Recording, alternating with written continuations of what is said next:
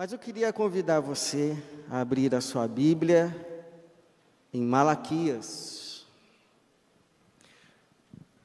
Malaquias, o último livro do Antigo Testamento. Nós vamos ler o capítulo de número 1, verso de número 10, para começarmos. Depois vamos para outras partes do livro, mas começamos aqui em Malaquias 1, versículo 10.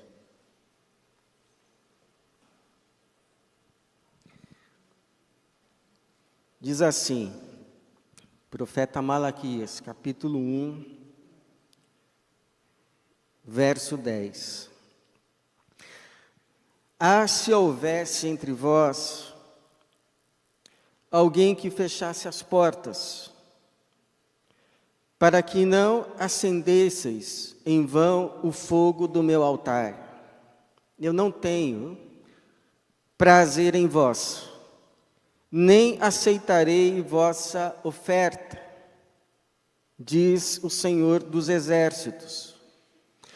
Mas o meu nome é grande entre as nações, do Oriente ao Ocidente, e em todo lugar oferecem ao meu nome incenso e uma oferta pura, porque o meu nome é grande entre as nações, diz o Senhor dos Exércitos.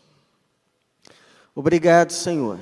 Obrigado por este culto. Obrigado pelo nosso coral. Obrigado pela tua presença aqui conosco. Obrigado pela tua igreja, pela certeza que o Senhor mesmo se faz aqui presente. E agora pedimos que o Senhor, que já recebeu o nosso louvor, já ouviu a nossa oração, se digne também de falar conosco. Fala conosco, Senhor, a tua palavra, e que esta palavra encontre lugar em cada mente, em cada coração, produzindo assim fruto de vida eterna e de glória para o teu santo nome, o nome de Jesus. Amém. Hoje o nosso coral faz 96 anos, coral este que se apresenta praticamente cada domingo nos nossos cultos vespertinos, sempre nos abençoa, nos edifica, nos eleva a Deus por meio dos hinos que são entoados. Louvado seja o Senhor por isso, por esse presente, por esse dom, por essa graça que o Senhor concede a essa igreja. É um presente do Senhor pelo qual louvamos o Senhor. E é claro que numa noite como essa, em que celebramos a Deus, também pelo nosso coral, é suscitada em nós uma reflexão a respeito de louvor, a respeito de adoração, a respeito desta palavra, que descreve esse momento que nos reunimos para adorar a Deus e que chamamos de culto, culto ao Senhor. Nós, os cristãos, os crentes, costumam se reunir para prestar culto ao Senhor, mas nem sempre nós refletimos a respeito do próprio culto ao Senhor.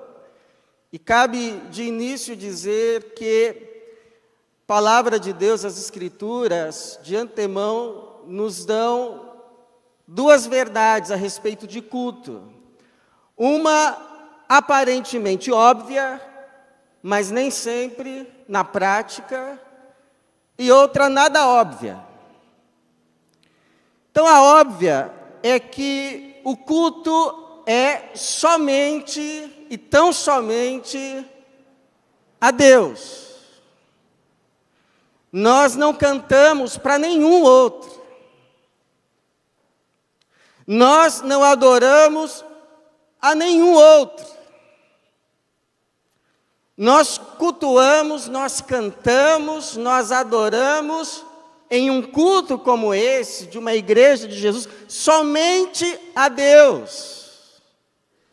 Somente a Jesus, somente ao Espírito. Nós podemos cantar a Deus, louvar a Deus pelo coral, podemos. Nós podemos cantar, louvar a Deus por uma criança ou pelas crianças. Mas nós não cantamos às crianças. Nós não cantamos ao pastor. O culto nosso é teocêntrico. Deus é o centro. Os holofortes estão somente sobre o Senhor. Louvado seja e somente seja o nome de Jesus. Nosso culto é para Jesus. O nosso culto é para Deus. O nosso culto é para o Senhor. Nós nos dirigimos ao Senhor, a nossa adoração, o nosso louvor. Agora, a segunda verdade, nem sempre óbvia, é que, ainda que o nosso culto seja exclusivo ao Senhor, nós só cantemos ao Senhor, nós só adoremos ao Senhor, nós só cultuemos ao Senhor, não é todo culto ao Senhor que o Senhor aceita. Tem cultos que são muito antropocêntricos.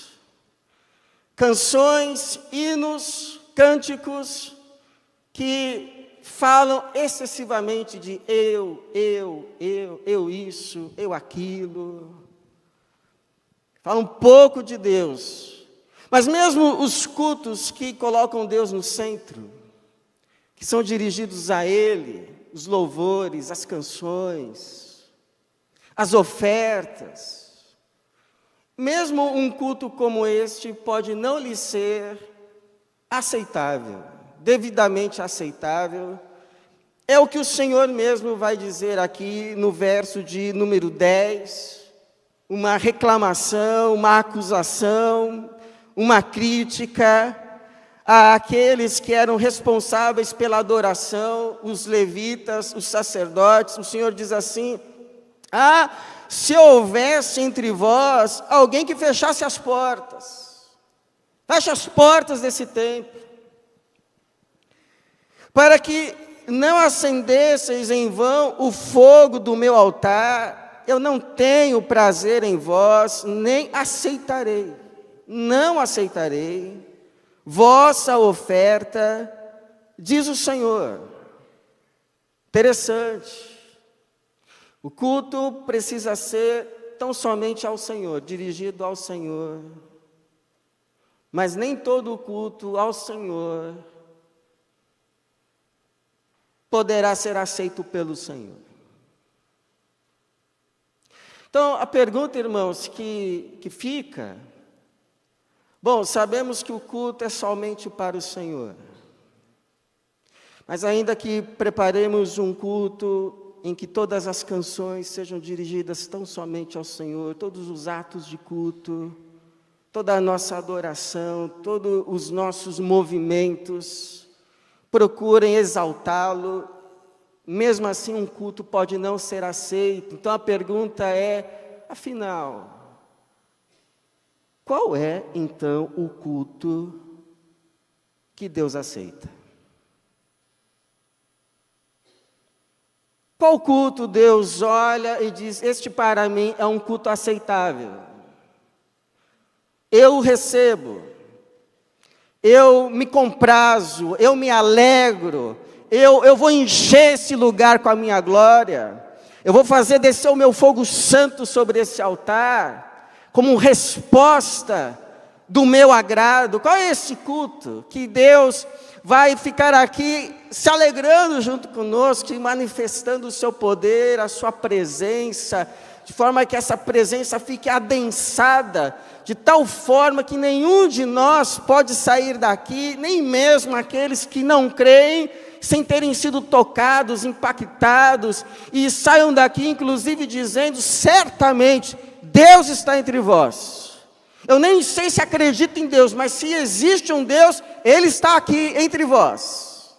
Qual é esse culto? Então, primeiro, é um culto que reconhece quem Deus é. Toda a base de um culto, a motivação de um culto é sustentado nisso, no reconhecimento de quem Deus é. Tudo depende disso.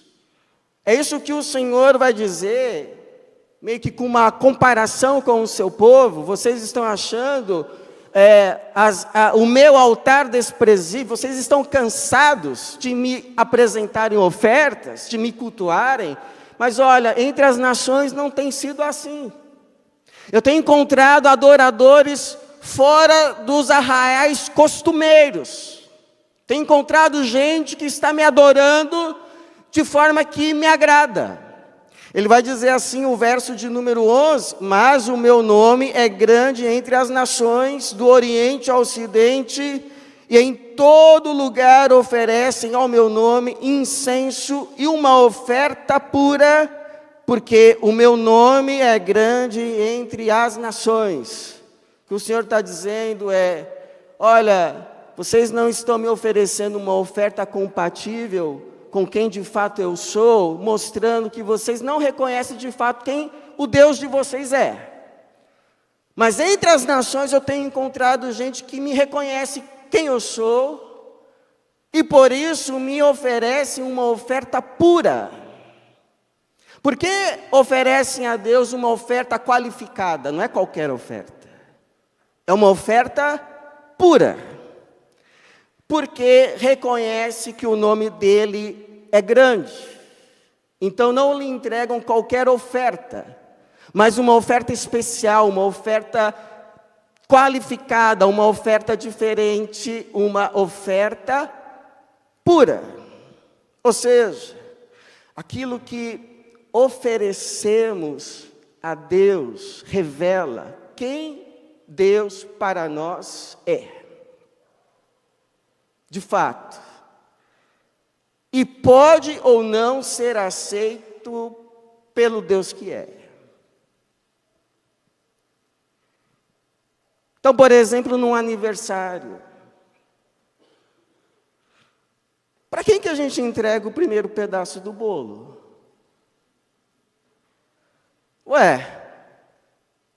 Para quem? Para quem a gente entende ser digno do primeiro pedaço. Para quem a gente entrega o resto da comida? Antes, para os cachorrinhos. Hoje em dia, em algumas casas, nem para os cachorrinhos. Para quem a gente dá de presente no dia do noivado o anel de brilhantes? Para quem que a gente entrega? Para quem, irmãos? Para a noiva. Ou seja, aquilo que a gente entrega revela de forma explícita quem a pessoa de fato é para nós. A sua importância, o que ela representa, e com Deus é o mesmo.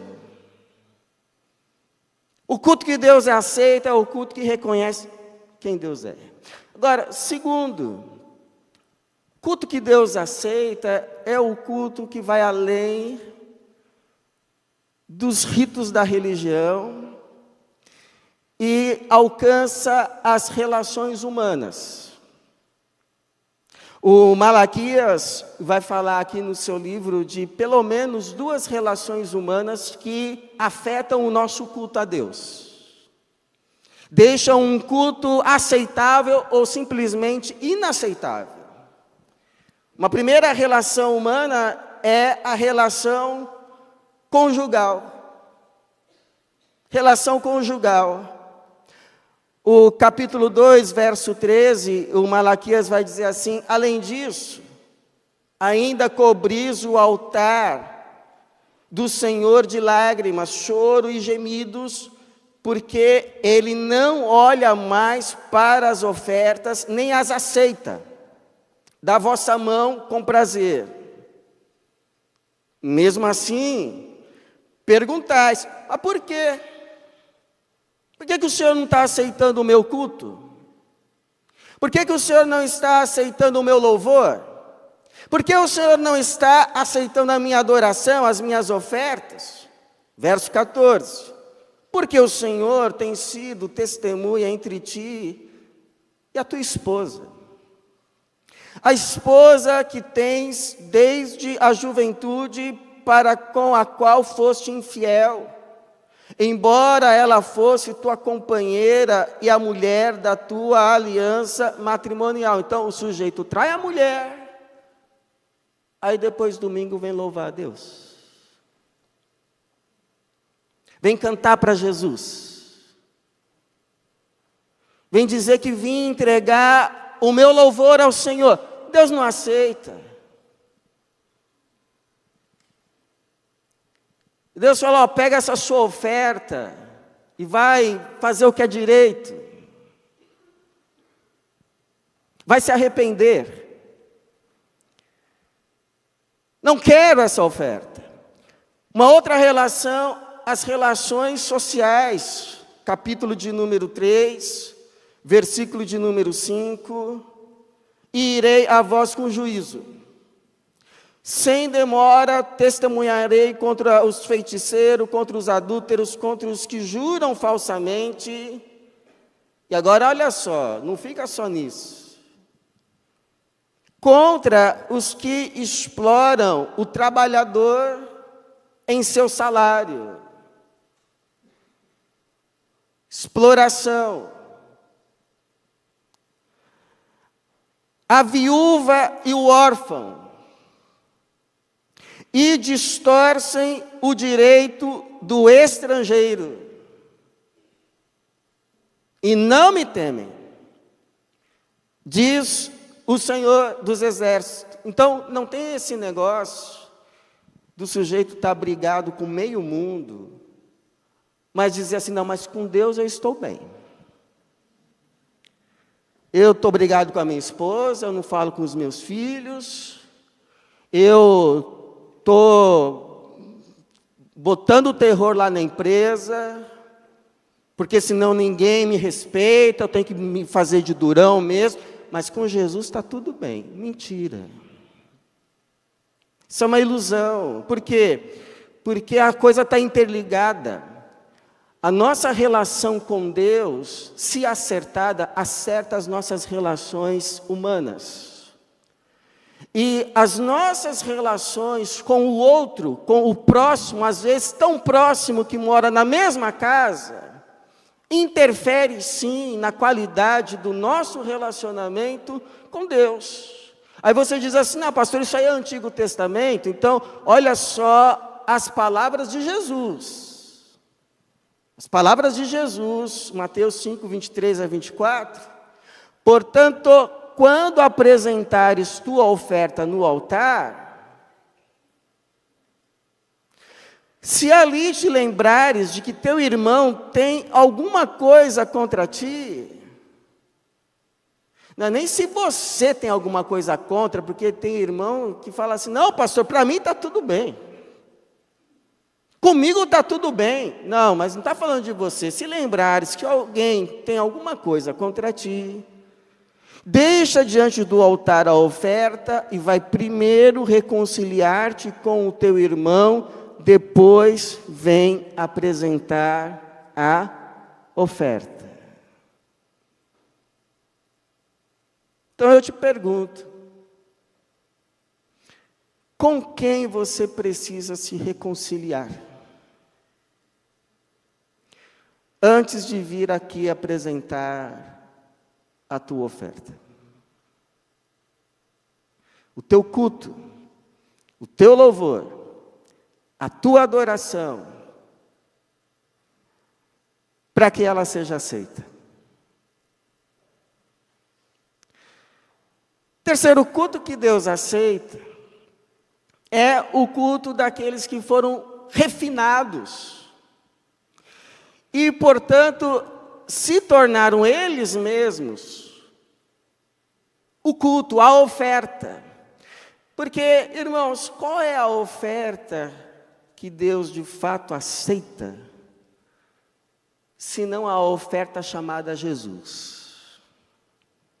Ou a oferta que Jesus apresenta. Então, antes de nós sermos capazes de entregar uma oferta aceitável a Deus, Jesus precisa fazer de nós essa oferta aceitável a Deus. Como o Malaquias vai dizer que ele faria com esses levitas, com esses sacerdotes, no capítulo 3, no verso de número 2, a respeito do Messias, que viria, que o Malaquias está profetizando. Capítulo 3, verso de número 2, diz assim: mas quem suportará o dia da sua vinda? Quem suportará?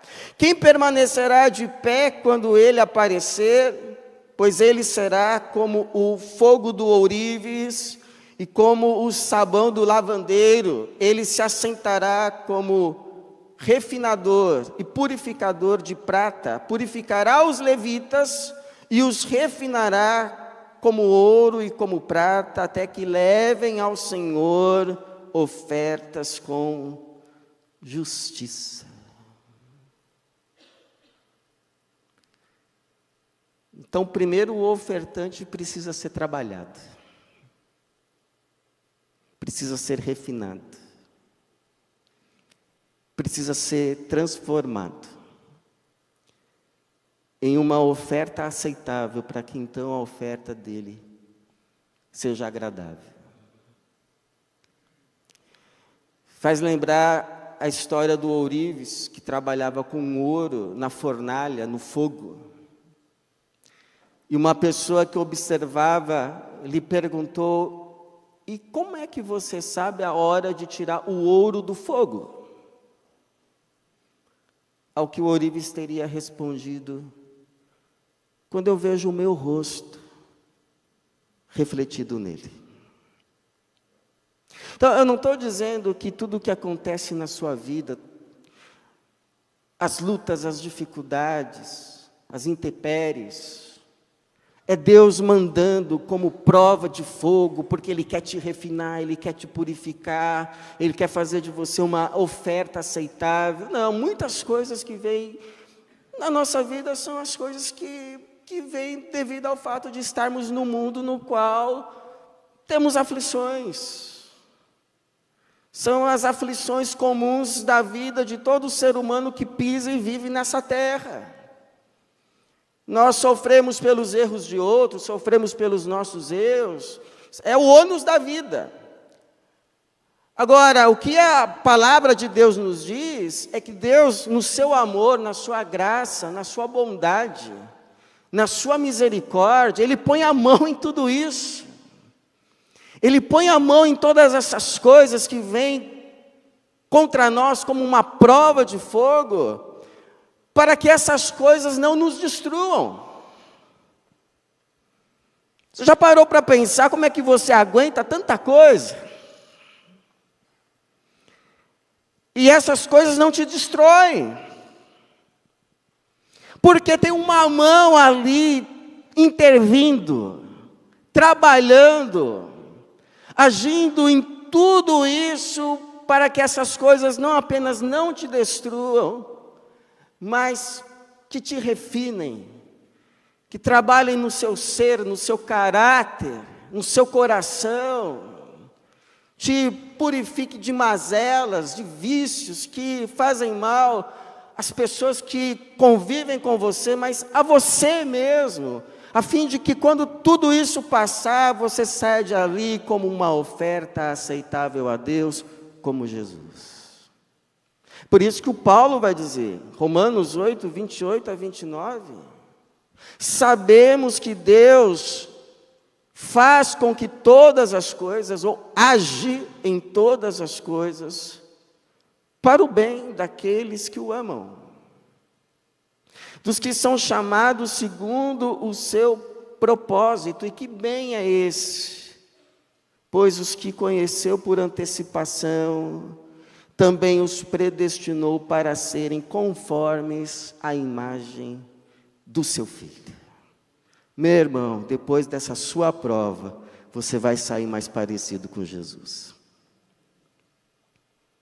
Para bem de muita gente e para o seu bem mesmo. Sabe, uma das orações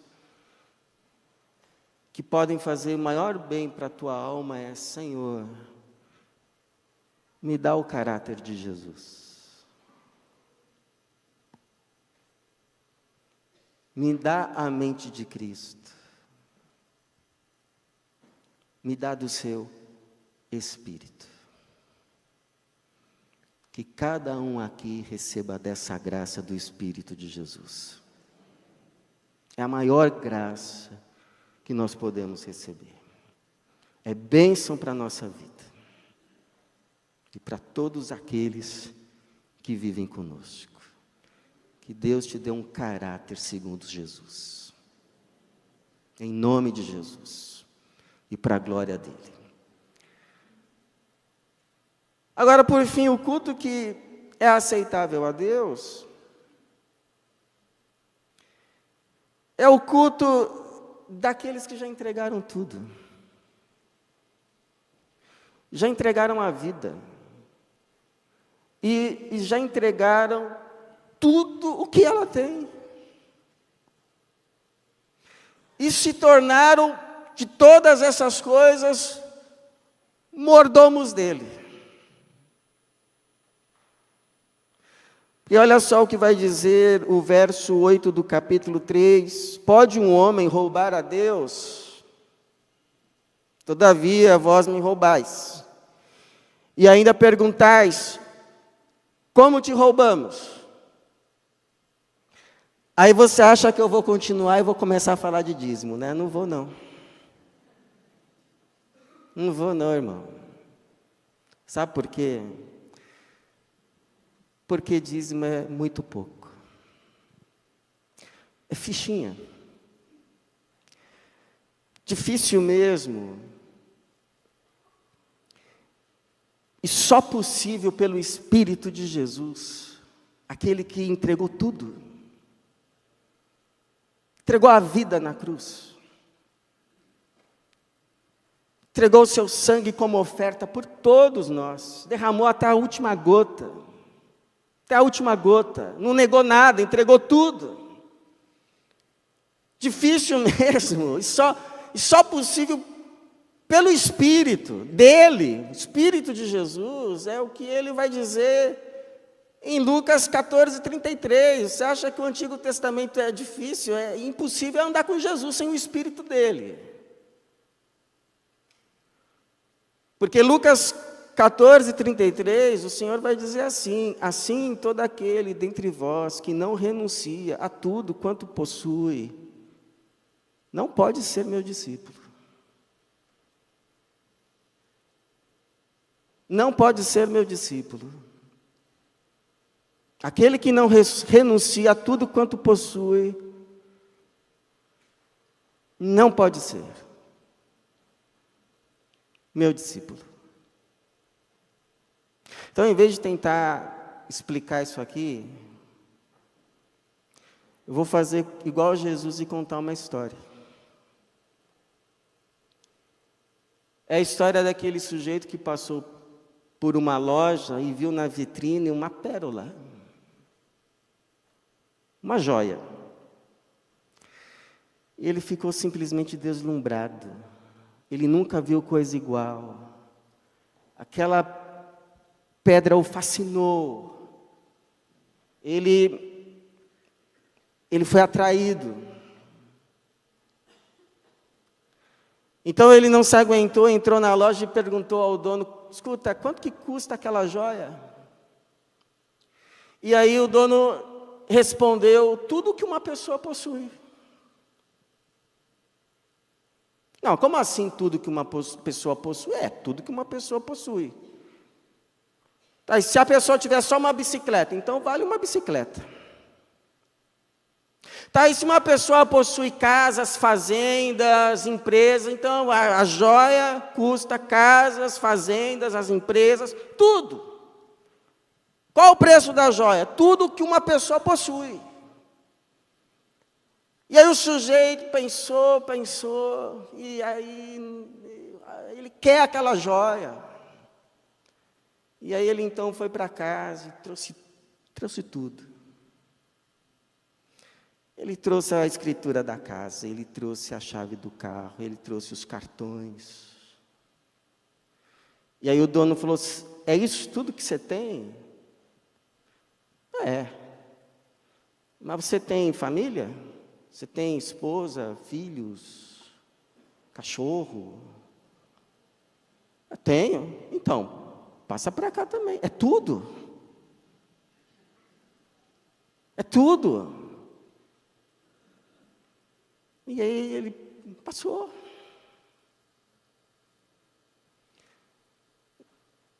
O que mais você tem aí nesse bolso? Ah, tem uns trocadinhos. É tudo, amigo. E ele pôs, e aí, está aqui a sua joia. A mais linda joia. E ele pega aquela joia. E ele está deslumbrado com a joia. E com pesar no coração. Mas quando ele vai dar o passo para ir embora, aquele dono fala: mas espere aí. Está aqui a escritura da sua casa. Está aqui a chave do seu carro. Está aqui os cartões. Está aqui a sua esposa. Está aqui os seus filhos. Mas lembre-se, tudo isso é meu. Cuide muito bem para mim. Então, sabe essa roupa que você está usando aí, querido? Sabe o teu corpo? Sabe essas capacidades, esses dons, talentos? Sabe essa vida que você diz que é sua, ninguém tem nada a ver com isso? Tudo isso pertence ao Senhor. Mas Deus colocou tudo nas tuas mãos. Para duas coisas. Para te abençoar e você louvá-lo pelo que Ele é e como Ele é bom para você. Mas em segundo, para você abençoar o maior número de pessoas possível, para que essas pessoas também conheçam a Jesus e o louvem pelo que Ele é. Então administre muito bem o que Deus colocou nas tuas mãos. Debaixo do olhar dEle, com Ele, e para a glória dEle. Porque como diz o Romanos 11:36, porque todas as coisas, não são algumas coisas, não são muitas coisas, não é a maioria das coisas, são, porque todas as coisas são dEle, por Ele e para Ele, a Ele seja a glória eternamente. Amém. Então, irmãos, qual é o culto que Deus aceita? O culto que Deus aceita é aquele cuja oferta o agrada. E a oferta, irmãos? A oferta é a nossa vida. Com tudo que ela é, com tudo que ela tem, e que inclui, inclusive, estes ajuntamentos que nós fazemos aos domingos para louvar a Jesus. A minha oração é que o Senhor faça da nossa vida uma oferta agradável a Ele, a fim de que Ele aceite a cada semana o nosso culto. Porque como Ele diz: exorto-vos pelas compaixões de Deus que apresenteis o vosso corpo como sacrifício vivo, santo e agradável a Deus, que é o vosso culto racional. Que assim seja e que Deus nos abençoe. Amém.